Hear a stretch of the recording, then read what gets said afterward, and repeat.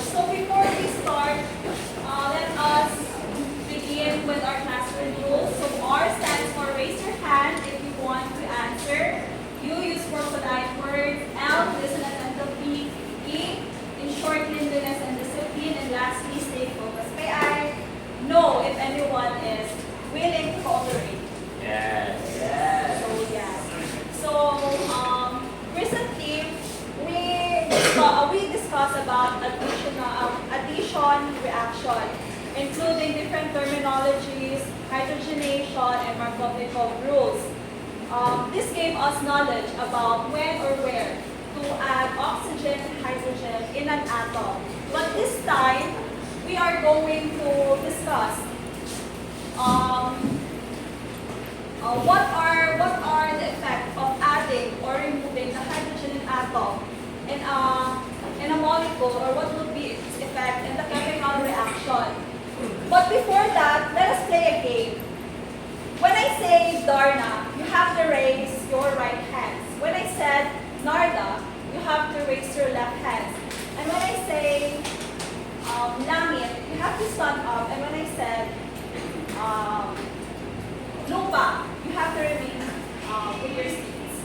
Is everything clear? Yes. So let us start.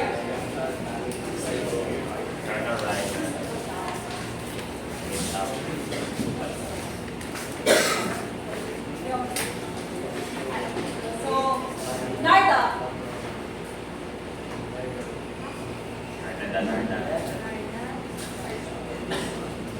Darna. Lupa. Kuya, may you please come here in front and answer this question? Okay. It is the addition of oxygen to a molecule or the removal of hydrogen. Come here. Sulfuric.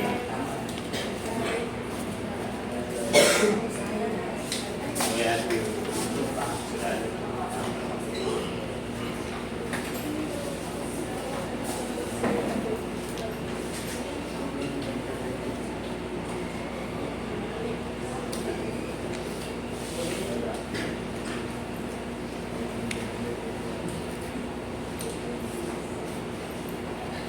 extra.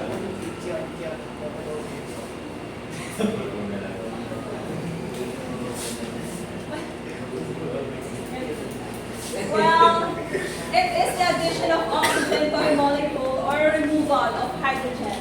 Is his answer correct? Yes. Yes. Okay, well, his answer is correct. So, second one.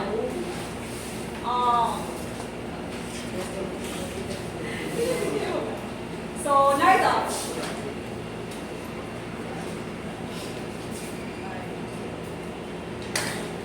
Darna.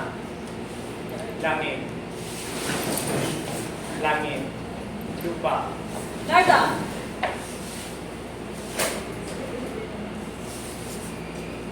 Darna. Narda. Narda. Langit. Okay, ikaw. Come here. Please come here.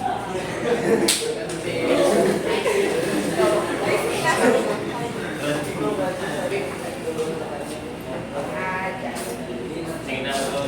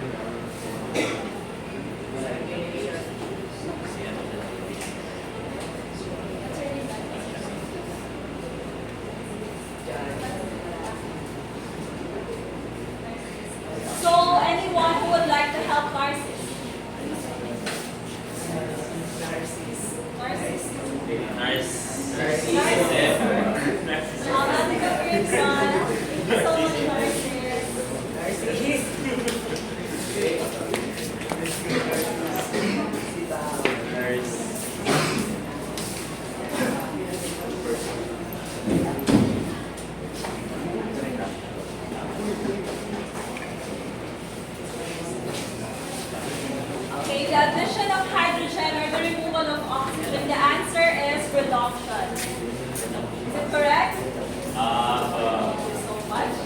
So, lupa, langit, Darna, Narda, lupa,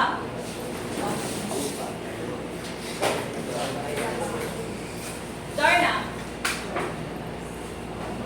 So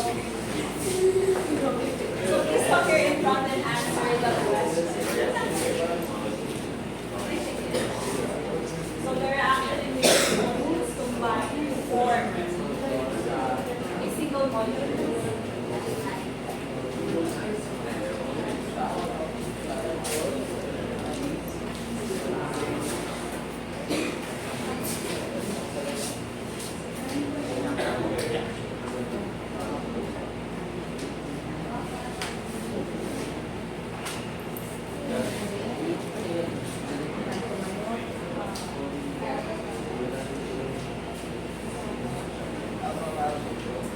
Okay, who would like Kalumba, ma'am. Kalumbar willing to answer? Please sir.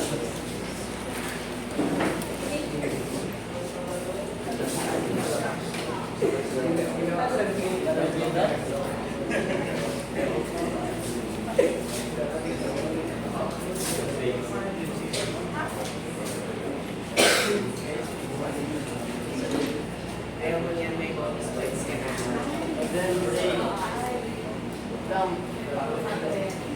Are you sure? Kaya yung gani, double O yung oxidation. Kaya.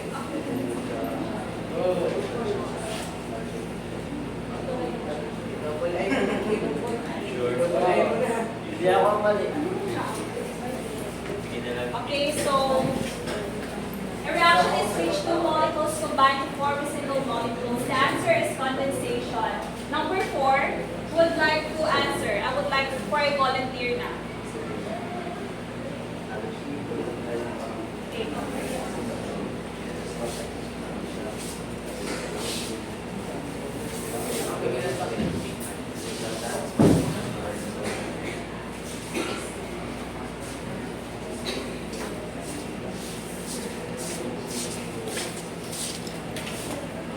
Thank you so much. So the answer for the number 4 is peptide formation. Number 5, who would like to answer? I want for a one volunteer now for a task.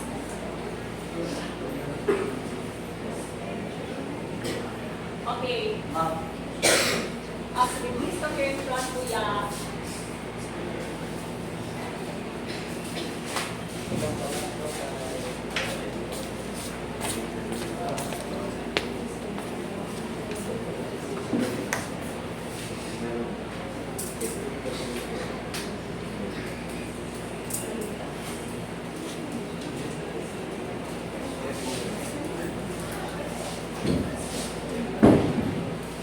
Thank you, that's correct. The condensation reaction in which an ester is formed from an alcohol and a carbohydrate carboxylic acid, the answer is esterification. And lastly, Darna.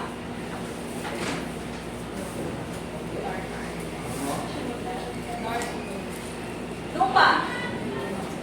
Langit. Narda. Oy, sila yan ako. Kahit nangyari ko. Every time, okay. Please come here,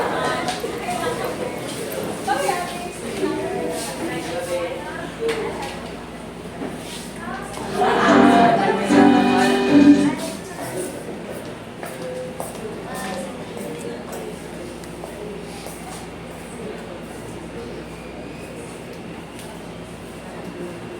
So describe the hydrolysis of forming esters called fatty acid esters.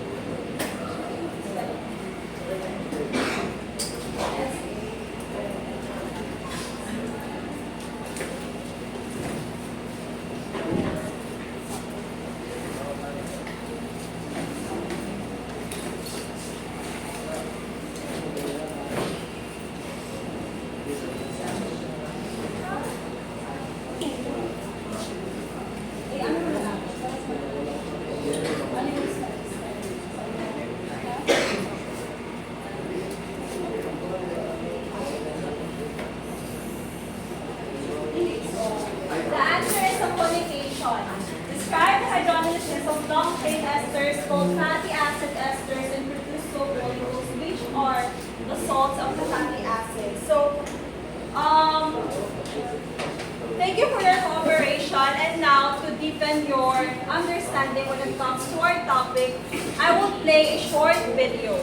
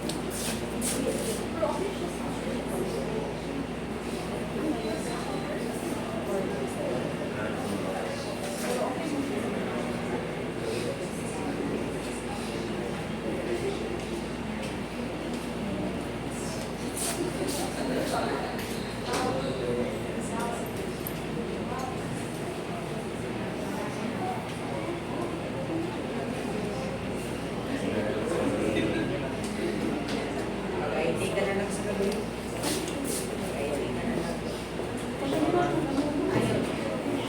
Ayun. Mapasok-pasok na sige.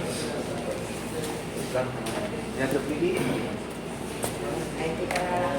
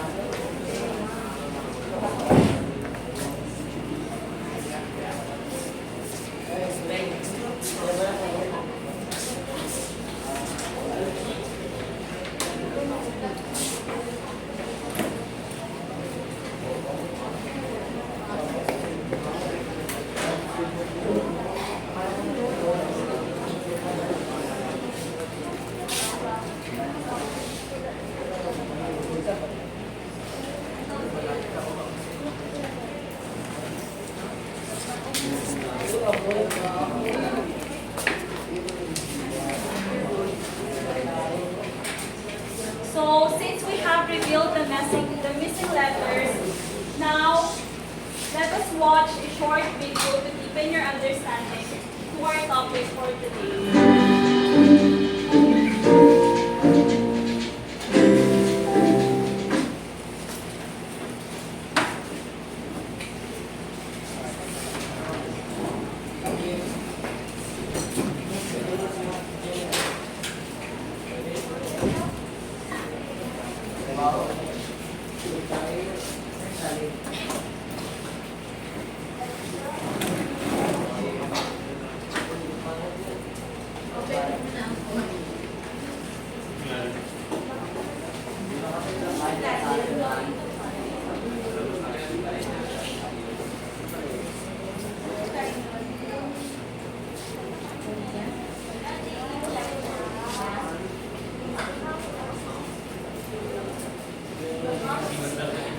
Sarap ng training.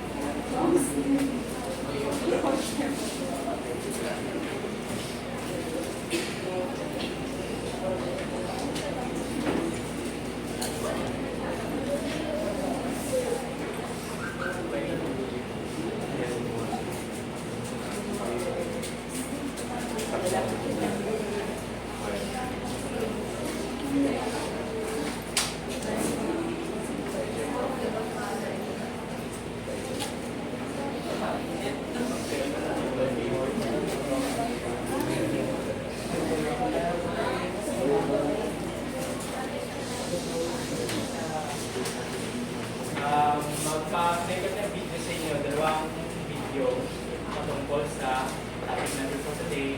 And also, we will proceed to our next activity, your hands-on. Your hands-on activity. So, since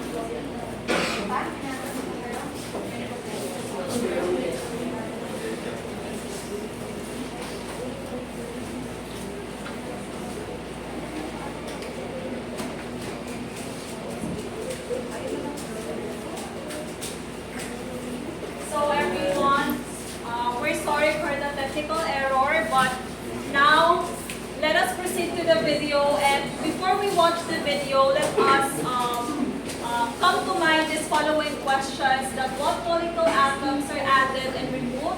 What happens to these atoms as it undergoes oxidation? And what about during reduction process? And all of this answer could be, all of the answer for this question could be answered through the video that we're going to watch.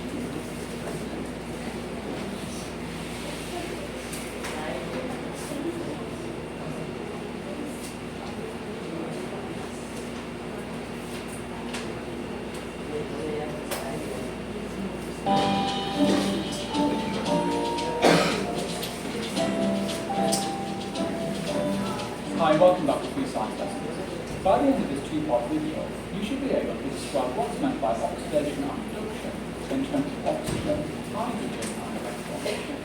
You should then be able to describe what's meant by oxidizing and reducing. I'm showing here the reaction between magnesium and zinc oxide. Magnesium is more reactive than zinc, so in this reaction, the magnesium atom displaces the zinc atom. Looking at the reaction, you can see that the oxygen atom is transferred from the zinc atom to the magnesium atom. When oxygen is gained like this, we call this oxidation.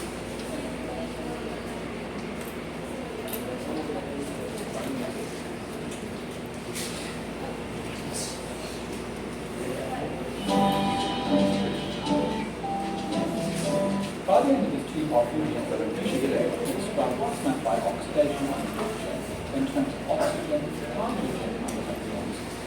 You should then be able to describe what's meant by oxidation and reducing. I'm showing you here the reaction between magnesium and zinc oxide. Magnesium is more reactive than zinc, so in this reaction, the magnesium atom displaces the zinc atom. Looking at the reaction, we can see that the oxygen atom is transferred from the zinc atom to the magnesium atom. When oxygen is gained by this, we call this an oxidation reduction. We say that the magnesium atom has been oxidized from magnesium oxide. Loss of oxygen is called reduction. So in this reaction, the zinc oxide is being reduced to zinc. Scientists call reactions like this a redox reaction, as reduction and oxidation have taken place. So as you can see, oxidation and reduction can both be considered in terms of oxygen. We can also consider oxidation and reduction in terms of hydrogen. I'm showing you here the oxidation of methanol to methanol. As you can see, in this reaction, hydrogen is being removed from methanol. The nuclear hydrogen is called oxidation. If we add hydrogen, then this is called reduction. And we can see that in this reaction, where methanol is reduced back to methanol.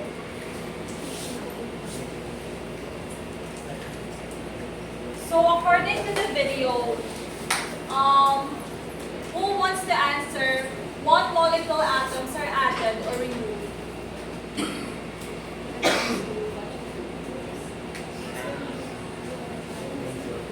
So sa video na napanood nyo, ano sa tingin niyo yung dalawang atom na na-remove or na-add sa reactor together? Oxygen and hydrogen. So, since alam na natin ano ba yung na-remove or na-add na chemicals, what happens to this atom according sa video kanina as it undergoes oxidation? And what about during reduction process?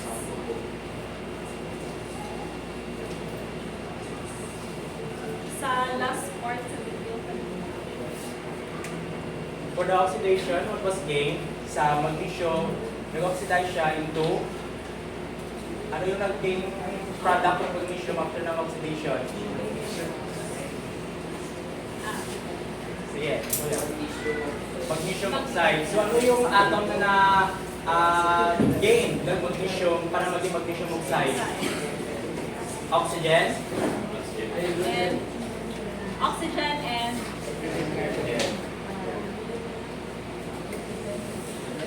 oxygen. At doon naman sa size, ano yung atom na gain niya?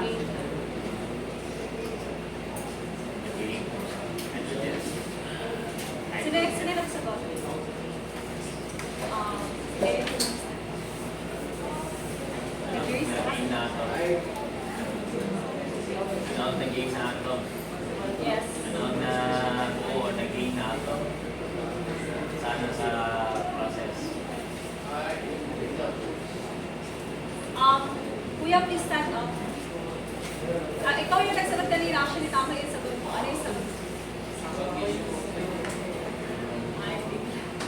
Well, actually, the answer is... Anyone? Wala na. Well, the answer is hydrogen.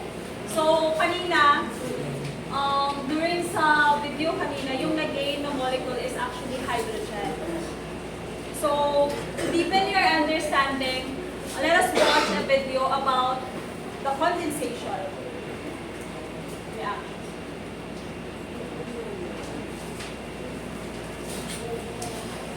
In this video, we're going to take a look at condensation reactions, and specifically, we're only going to look at one condensation reaction here, and that's between an alcohol and a carboxylic acid to produce an ester and water.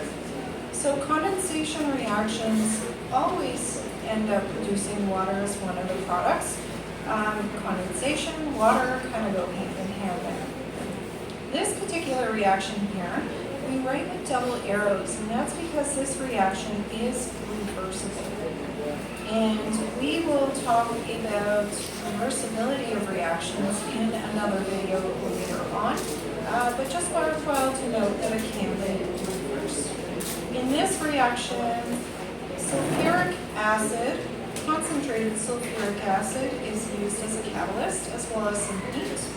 And so if we take the alcohol with the carboxylic acid, then water is going to come off here. So the water is coming from the OH with the alcohol and the hydrogen with the carboxylic acid. And then we form a bond from the O to the R. So we create an ester and we create a water. So let's take a look at an example here. We've got a propane-1-ol. And we have ethanoic acid. And so if we react these two together, sometimes it's nice to come in with a highlighter and just kind of highlight, okay, there's a hydrogen and there's my OH. And then you're going to create the bond there. So I'm going to draw the alcohol side first. And then the O, C double bond O. And then that is the carboxylic acid N, and then we have water. Okay, so fairly easy reaction, taking an alcohol and carboxylic acid to make an ester plus water. That's it for this video. We'll see you in the next one. So, according to the video, what happens during condensation process?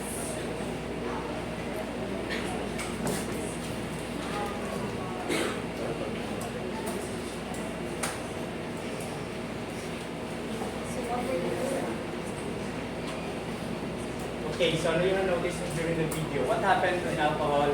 What happened to the oxygen and hydrogen during the condensation process?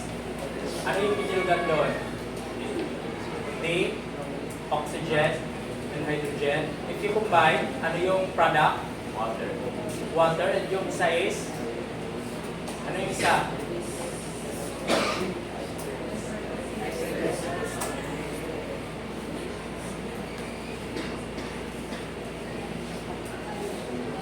Ano yung isa? Say it tayo. Easy. Hindi na. Say, sabihin mo lang. Sabihin mo na. Ester and? Yung unang sinagot niya. Yung walang sinagot nyo. Yung Ano yung sinagot nyo? Water. Water and Very ester. good. Very good. So, For the two reactions. What are the other?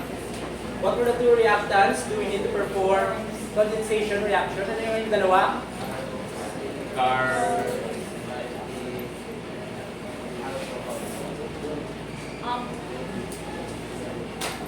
Ano yung dalawa? Who would like to answer? Sige kuya. alcohol, and carboxylic acid. Correct. Yes, thank you. Correct.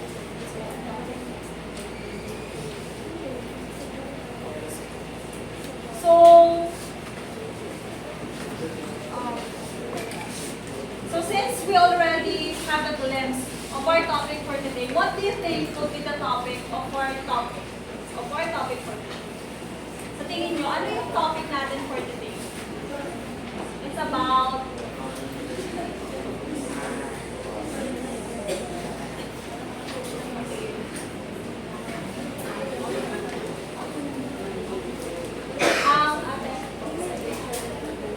well, correct. It is oxidation and condensation. And before we go deep to our topic, let us read the following objectives. Here's the following objectives. I need lahat kayo magbasa ng following. Okay. Explain how oxidation reduction processes and condensation reactions occur in organic compounds. Illustrate the process of oxidation reduction processes and condensation reaction, such as alcohol oxidation and esterification. Give the importance of oxidation or condensation reaction in real-world application. Okay, so now as we read our following objectives, I will group you 40 groups. Dito na part is group, dito, half of it is group 1 and group 2, and then whole group dito is group 2. Actually, kaya ko yung mas marami kasi mas mahirap. I mean, ano yung...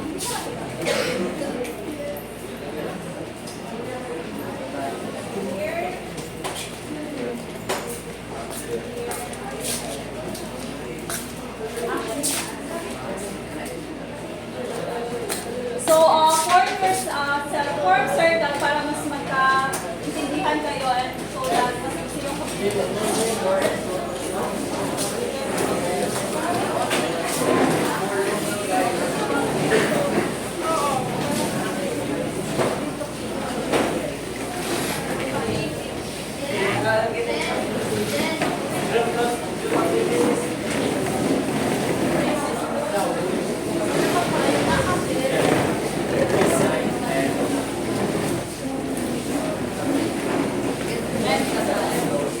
saan yung group?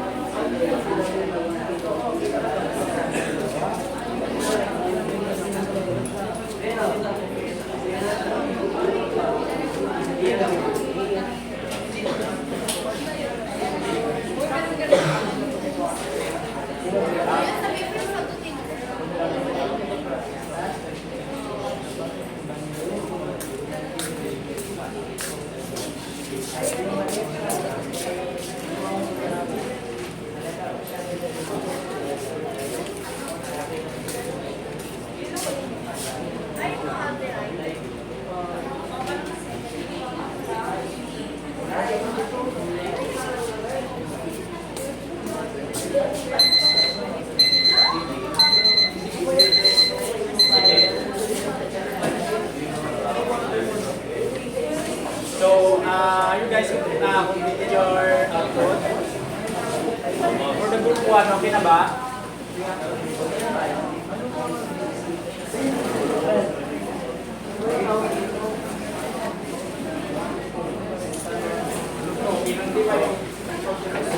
Okay.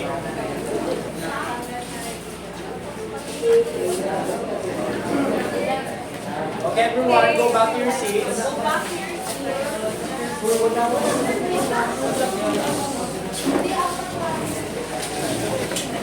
So from the first book, number 1 is compare your knowledge, show your work.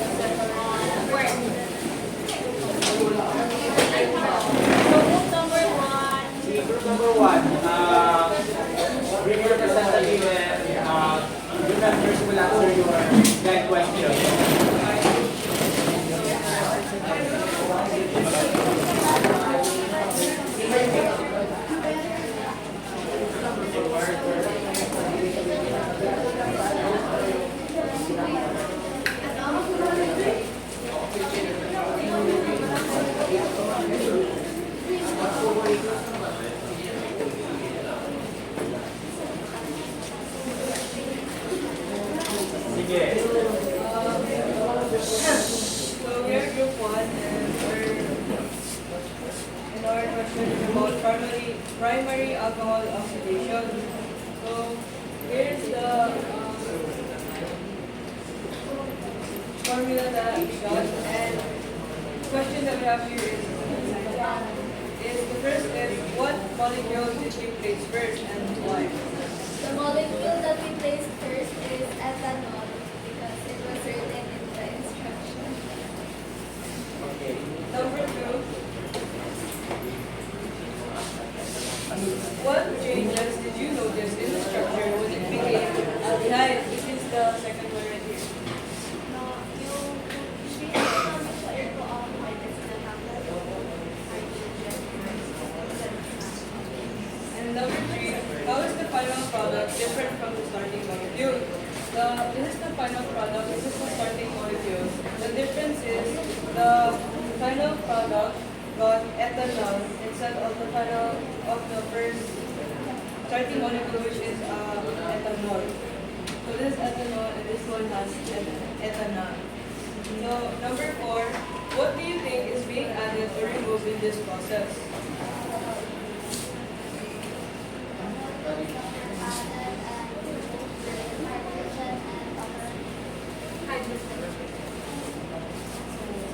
Thank you so much, Group 1. So you may now present your work.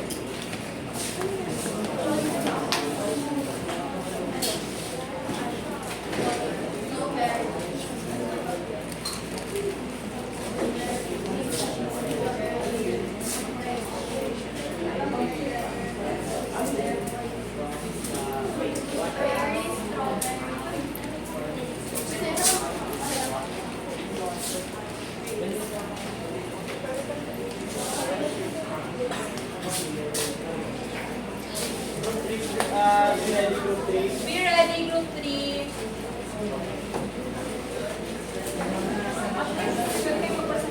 So, good morning everyone.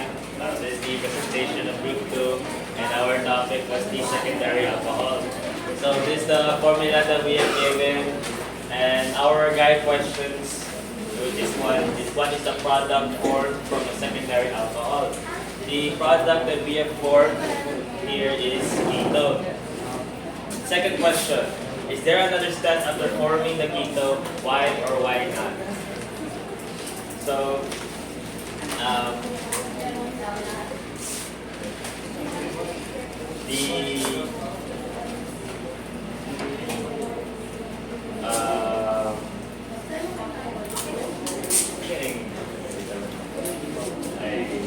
don't think there is another step here.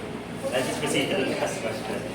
How does this pathway compare to the primary alcohol? So the pathway being compared here is that the alcohol is more on the sense na parang like how do I say this? Na-oxidize siya. Yes, that's the thing. And then once it goes through the process, it relates to this formula, which we presided with ketone. That is something. Okay, so lastly we have Group 3. Please present your output. So, Sige. good morning. I am going to be presenting for Group 3, but I will not be the one to answer. May I call on Aubrey Joyce Simpson to please answer your question.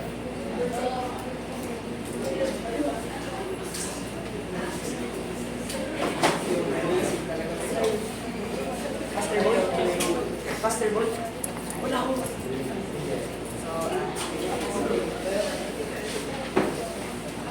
So for my question, what two molecules are reacting at the start? So the two molecules that are reacting at the start is hydrogen and oxygen, which for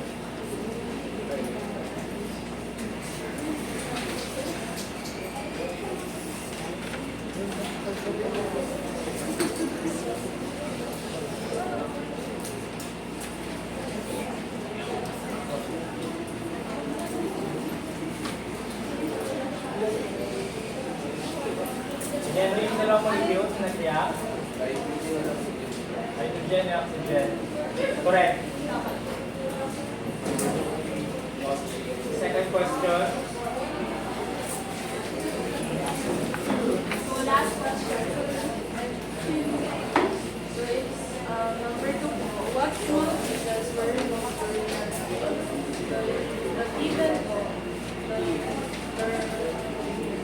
the removed pieces is an example because so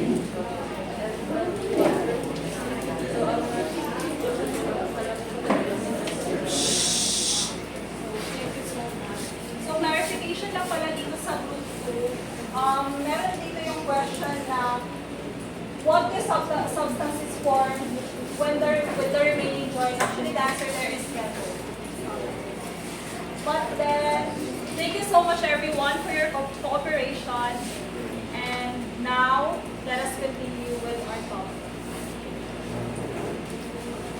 Okay, so all of your answers made a point that pertains to oxidation and reduction and also condensation process. So to make it short, a comparison about oxidation and reduction involves oxidation is the loss of hydrogen, and in other way, the oxidation gains ano yung element? Oxidation gain of hydrogen. oxygen. And for reduction, it gains hydrogen. Why it lost? Oxygen. Very good. Okay. So, what do you think will happen if you slice an apple? Ano yung nanonotice nyo sa loob ng apple kapag slice mo siya? Okay, so it turns brown. So, bakit nagiging brown yung apple? Sa tingin nyo? Because of oxidation. So, specifically, the oxidase in the apple, the PPO, interacts with the oxygen in the air for making a oxidation process and forming a brown pigments. That's why nag-turn yung apple into brown kapag hinati natin siya sa dalawa. So kapag nakita kayo ng apple, hindi na siya masabi, ala, nag-brown lang siya. Kundi masabi na siya, ala, nag-oxidize siya. So kapag nakita kayong apple na nag-brown, masabi niyo siya na oxidized siya. Hindi lang siya basta brown. Okay, so I have here a photo image. As you can see, ano ito siya? From alkane, the second, double bond. Alkane. Then for triple bond, what did you notice sa picture? As alkane goes to alkene, then final, the alkyne. Ano yung nakita nyo?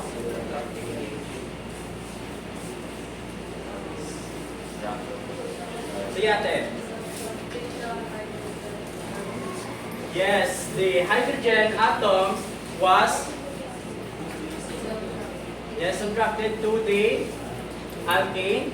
Then to the alkane, another 2 atoms were removed. So, in terms of oxidation, we have alkane as the least oxidized, while the alkyne is the most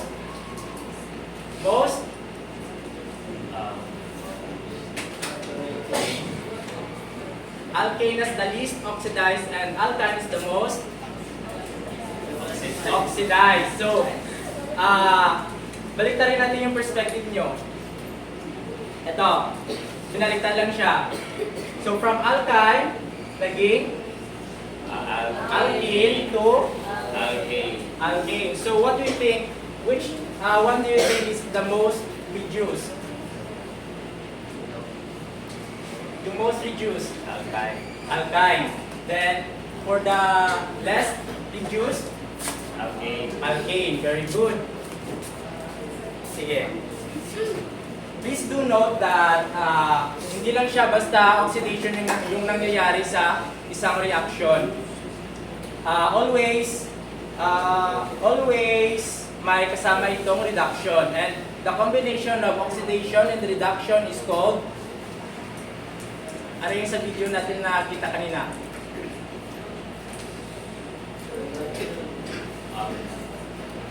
uh, Sige, add natin. Re for reduction, then ox for oxidation. Ano? Yung complete product niya. Redox. Redox. Redox station. Reaction. Okay, so I have here a series of reaction of methane that turn into alcohol. That turn into alcohol, then methanol, then turn to acid, then final product is the carbon dioxide. So, from methane, ano yung nangyari? Para maging methanol siya. I-gain siya ng oxygen. Yes, gain of oxygen, then the second process, It loses nag-lose siya ng hydrogen, kaya naging methanol. So napansin nyo yung H doon, yung hydrogen atom doon is nawala siya pagdating sa methanol. Then for the methanoic acid, ano yung naging ng methanol? Oxygen. Then lastly for carbon dioxide, Loss of hydrogen. yes, nawala ng hydrogen yung methanoic acid. Okay. Aside for an apple turning brown, ano yung napapansin nyo kapag yung insides ng umbrella nyo is nabasa ng ulan? Nakalawang siya. So, rusting is an example of oxidation where water and oxygen interacts with iron, forming rust. So, another example of oxidation in real life is the, ano itong ginagamit natin? Bleach. So, bleach contains hypochlorite, sodium hypochlorite that releases oxygen, oxidizing the stain. Kaya, mabisang panggamit yung bleach para matanggal yung dumi o mga mansya sa ating damit. Okay. So the oxidation of alcohol includes primary, Secondary. everyone, Primary alcohol. Secondary alcohol. Tertiary alcohol. okay. For the primary alcohol, this is an example of primary alcohol. Primary alcohol. Okay. So, sa primary alcohol nyo, ano yung naging product nyo dito? Group 1. Ano yan? Methanoic acid. So, sa primary alcohol, once the primary alcohol is oxidized, further, it turns into Methanoic acid.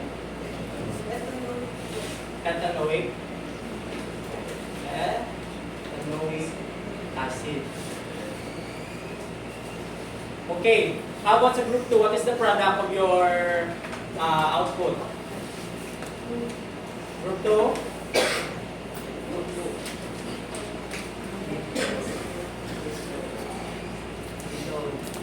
Ano yung product ninyo? Sabay. Ketone. 1, 2, 3. Ketone. So, ito yung ketone nyo. Then, how about sa ikatatlo? The tertiary alcohol. Do you think that tertiary alcohol undergo oxidation? Pula lang. Yeah, no. Sige, kuya, ikaw. Do you think tertiary alcohol undergo oxidation?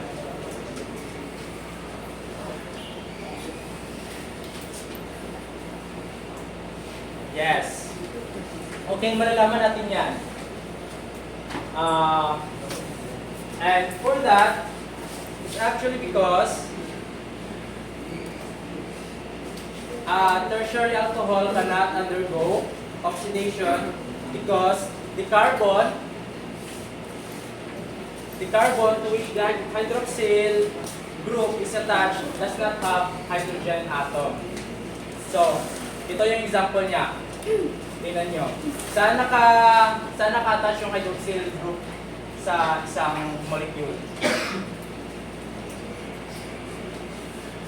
Saan naka-attach yung OH sa isang molecule?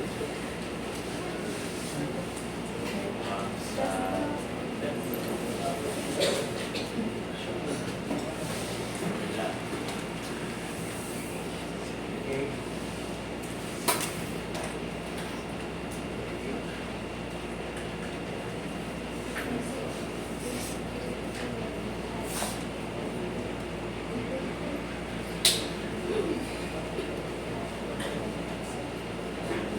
Okay, so saan naka-attach yung hydroxyl group natin?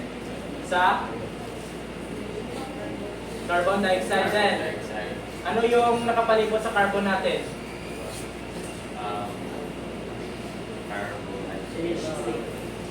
Ano yung CH? Ilang C ang nakapalibot sa carbon natin? Na ito.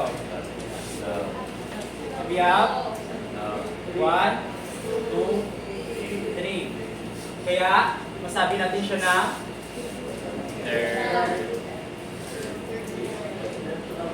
tertiary alcohol. Okay.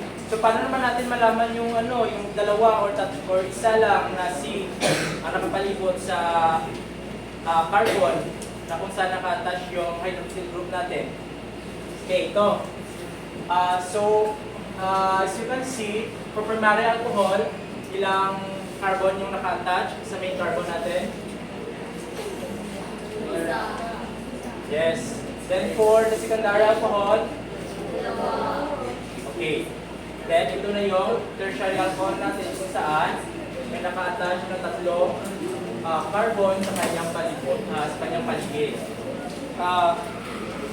There's no quaternary or fourth classification of alcohol condensation. So, have you heard about tuba or coconut wine? Nalasaan nyo na siya. Pero nakita nyo siya. Nakakita na kayo. Okay. So, actually, itong tuba contains ethanol. And the reason why the reason why it has a sour taste is because of the production of acetic acid.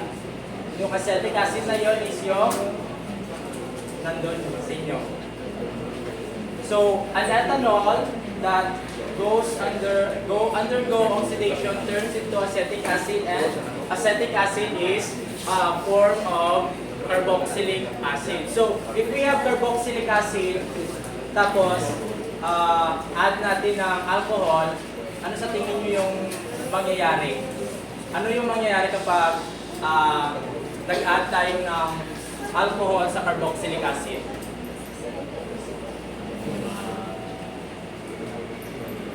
Magkakaroon ng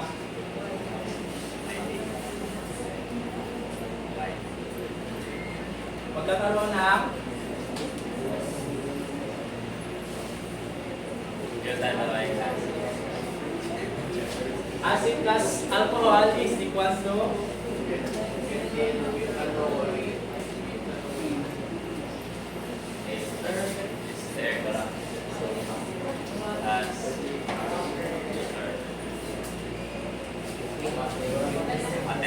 ester plus water. So, yung sa gawa natin na methyl butanoate is actually nagkaproduce siya ng fragrance or aroma that smells like pineapple. Then, itong ester is one of the main ingredients sa ating perfume. Kaya, kapag may nakita kayong perfume, tapos may napansin nyo dun sa ingredients ng perfume, fragrance,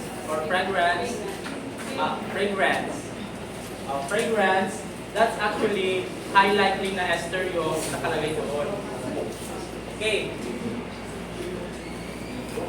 So, from ethanol, dagdagan natin siya ng oxygen, naging acetic acid because of the presence of acetobacter. Kaya, from wine, naging vinegar siya. Okay. Dito sa esterification, ano yung formula niya? Esterification.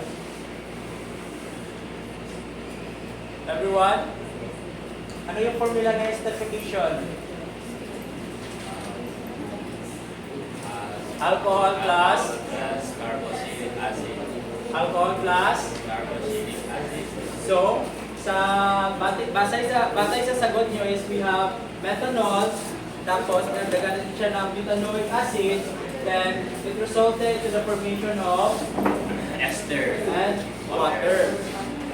Okay. So, this equation is catalyzed by sulfuric acid, which is the H2SO4. So, if the equation uses strong acid as a catalyst, pwede siyang ma-reverse yung product natin from ester to water, pwede siya mag-reverse into an alcohol and an acid pabalik. So, what if gamitan natin siya ng hindi siya acid, gamitan natin siya ng base, which is the sodium hydroxide, ito, yung Na, then OH. So, ano yung mangyayari? Yung sodium hydroxide natin is mag-react siya sa ester. Then once mag-react siya ester, magkaroon ng salt and alcohol na product. So ito, sodium acetate and ethanol. Now, as for the soap, ito, saponification, kapag nakarinig kayo ng saponification, it means there is a soap as a product. So, how to make soap? We have the acid plus base, then we have a soap. Everyone, ano nga yung definition ng saponification? Diyan na group. Basa.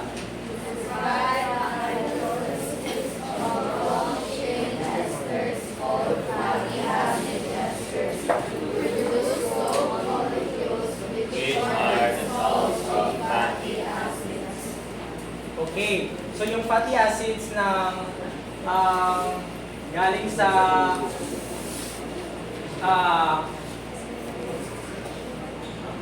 okay, so the ester contains fatty acid that produces soap molecules through saponification.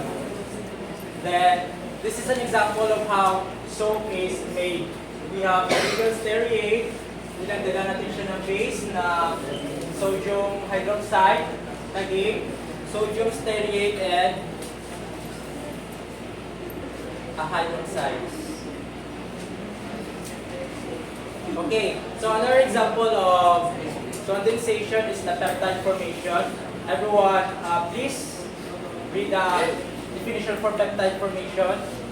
Happens when two amino acids join together and release water to form a peptide bond. Okay, sa peptide formation is two amino acid, 1 and 2, creates a peptide bond kung saan itong C, carbon, and nitrogen creates a bond called peptide bond. Then, for the amine group and the amine group in the carboxyl group combines, that turns into dipeptide bond. So, yung peptide bond, yung covalent atoms natin dito is the carbon and nitrogen. That's why our body contains proteins that undergo condensation reactions and dehydration. That's why yung katawan natin is a product of multiple proteins that works together, creating a muscle, tissue, ganon. Okay, so everyone, please read. Proteins in the human body are made of amino acids.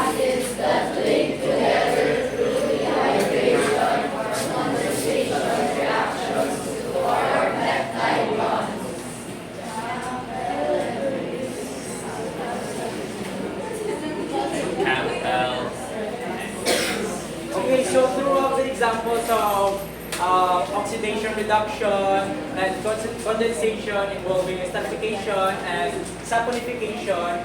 Ano kayo ulit yung mga examples ng oxidation? Alcohol. The apple turning brown, Apple turning brown. sa yung bakal. Rust. Then also we have for condensation. Ano yung sa condensation? Ano yung sa condensation?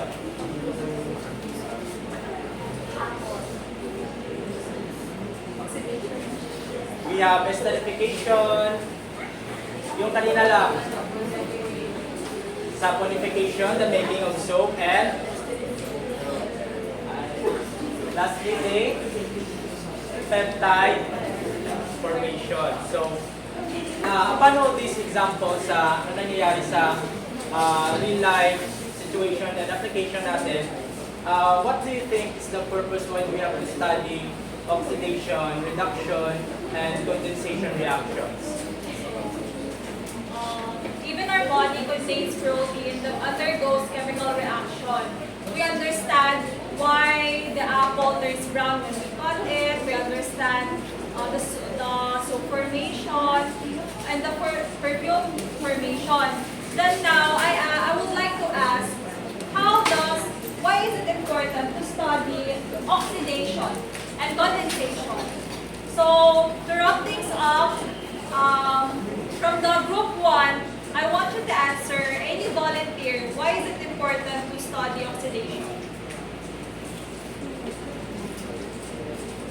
So we have the group 1 to answer.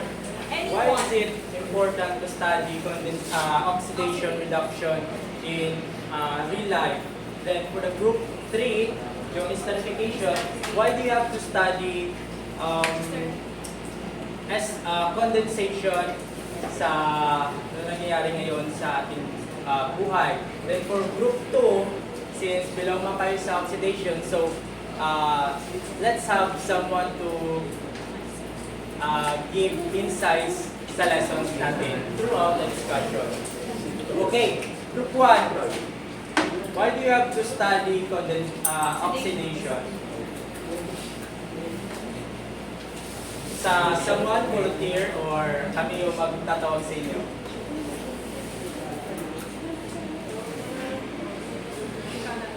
As part.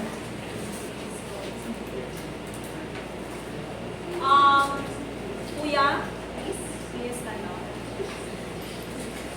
So simple question lang, why do we need to understand and study oxidation? So diba, na-learn natin kanina na ang cause pala bakit yung apple nag-turn siya into brown is because of oxidation. So what do you think is it important to study natin yung oxidation?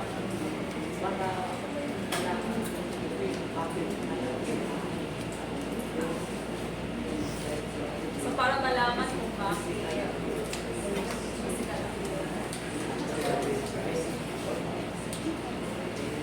So para malaman, so sabi niya para daw malaman kung nag-oxidize daw yung apple or hindi. Thank you so much, Kuya, for your answer. How about the condensation? Why do you think it is important to study condensation? Ano yung example natin sa condensation kanina?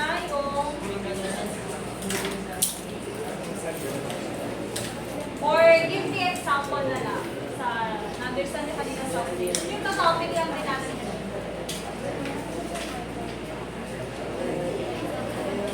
Okay, sige daw. Pag wala ka sa bahay mo, paano mo maaari mga plants kung mamatay sila kung may water, yung condense mo din lahat ng tubig sa water vapor, kasi sila sa wala sila. Kasama mga water plants na mamatay. So for you, important siya para ma-answer yung question kung bakit yung plants namatay sa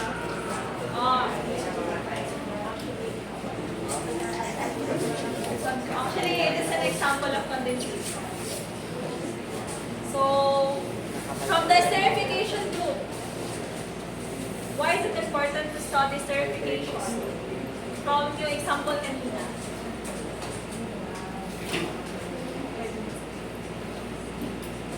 Okay, so we study condensation reactions, including oxidation reaction, in order to understand natin kung bakit nagkakaroon ng rusting, kung bakit nag-brown yung apple, and also for condensation reaction, kung bakit nagkakaroon, merong perfume, merong sabon, and also para maintindihan natin ang structure nating katawan, which are made of proteins, and proteins are made of amino acids that undergoes condensation reaction, and also studying condensation reaction and oxidation reduction reaction is important to organic chemistry para malaman natin yung mga konsepto and other related happenings in real life scenarios. Okay. So to wrap things up, we will test if you have learned something from our lesson. Let us have a short quiz. So I want every one of you to please prepare at least one half sheet of paper. White paper.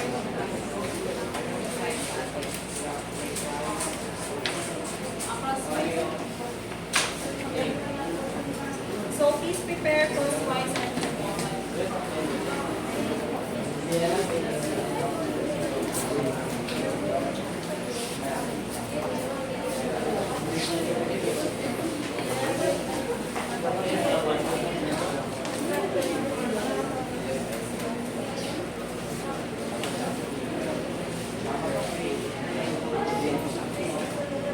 faster, everyone. Okay na, ready na?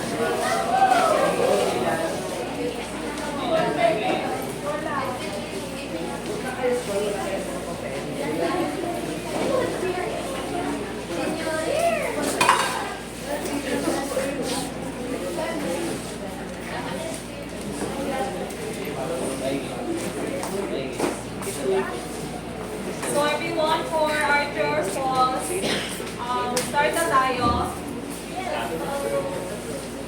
So dito is modified true or false lang po. You have at least 3 minutes to answer. Okay, so answer the following questions. Write true if the statement is correct, and false. Also give the correct term or word on the space provided.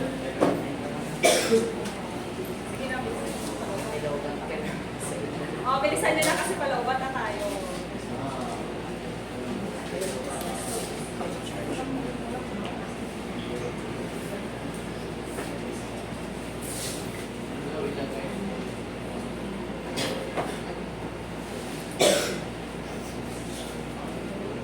Protein structure is just a long chain of amino acids combined by peptide bonds.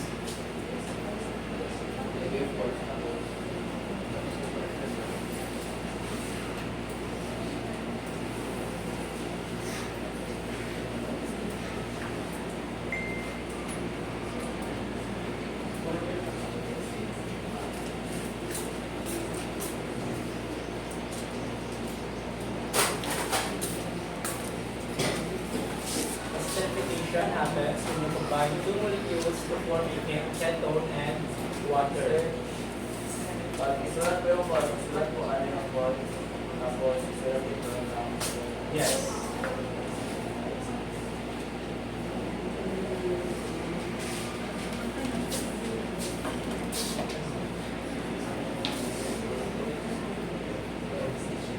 Anong number na kayo? Sige po. Acidification happens when you combine two molecules to form a ketone and water. So, ano yung dalawang molecules na kinumbine natin and ano yung product nila? Water and ano yung isa?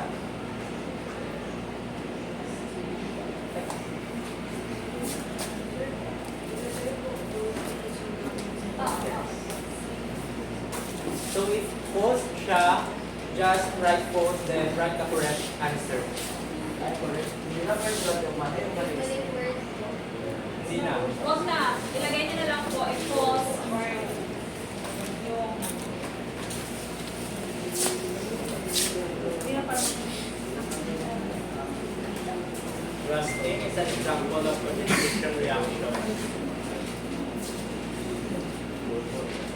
let's see the reactions.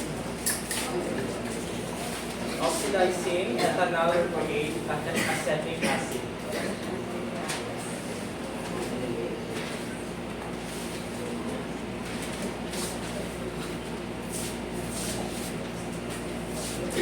Okay na?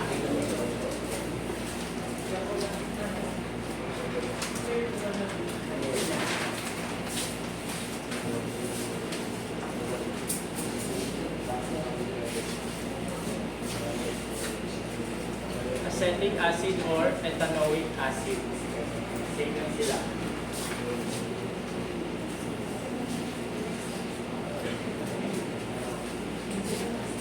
Are you done, everyone? Anong number na kayo? 5?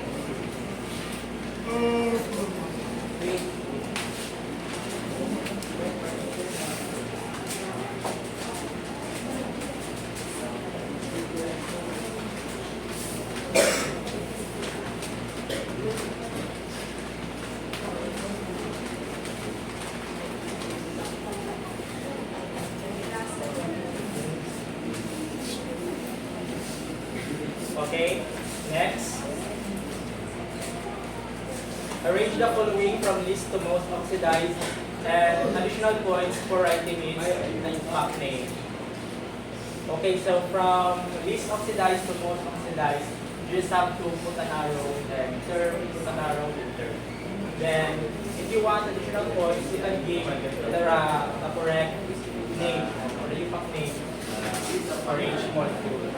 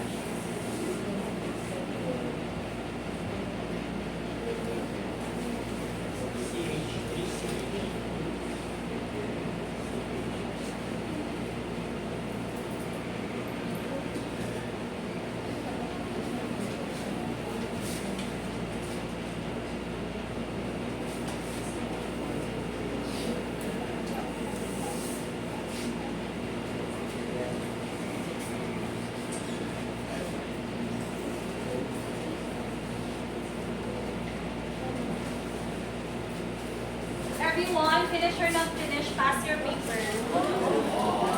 Finish or not finish. Okay na. Actually, plus points lang if may ayaw pang name. Pero hindi siya sa overall. Pero pag tapos na kayo sa pag-determine sa most oxidized to least oxidized, okay na yun.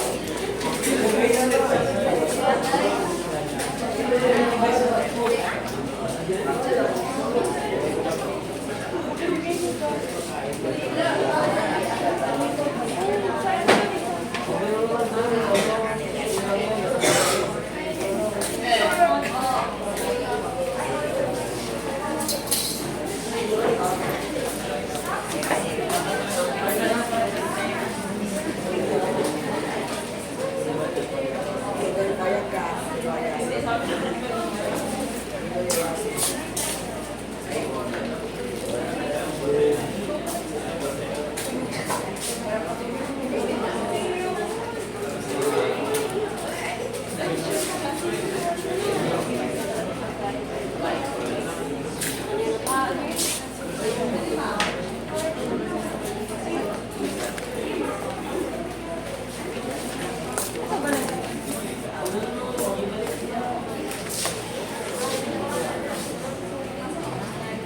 everyone, thank you so much for your participation.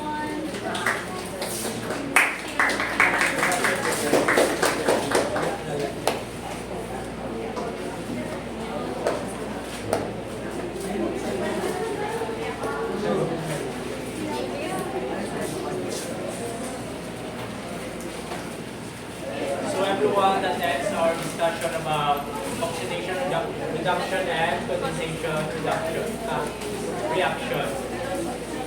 So I hope you learned at least some. And I think may lessons pa kayo for the next demonstrator. Meron ba? Wala na. Sige, Ma'am Heidi.